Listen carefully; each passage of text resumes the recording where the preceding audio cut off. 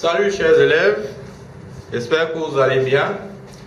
Alors, continuons donc avec une nouvelle vidéo. Dans cette vidéo, il vous est question de vous montrer comment est-ce qu'on fait pour représenter deux courbes qui sont associées par une relation.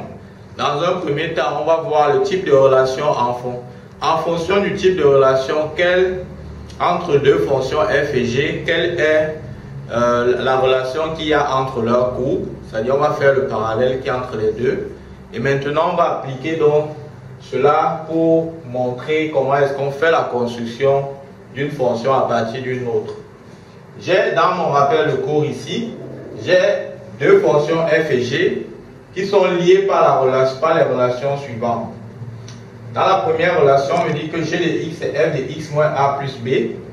Quand vous avez ça, cela traduit que la courbe de g, lui, est l'image de la courbe de f par la translation de vecteur u de coordonnées AB. Voilà ce que ça veut dire. Ça veut dire que le a et le b ici, c'est ça qui forme les coordonnées de ce vecteur. Donc la courbe de g est l'image de la courbe de f par la translation de vecteur u. Quand vous avez g de x égale à f de moins x, cela veut dire que la courbe de g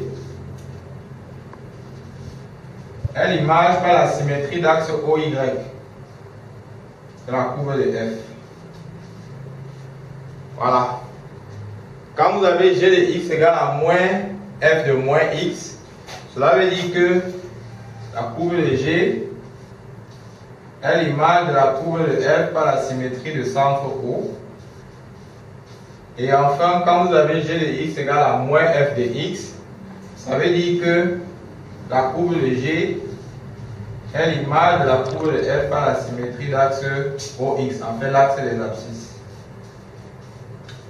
Voilà donc la relation. Quand vous avez, en fonction du type de relation, ce qu'on peut déduire, vous pouvez déduire dans la construction de la courbe de g à partir de la courbe de f, connaissant la relation qu'il y a entre les fonctions f et g.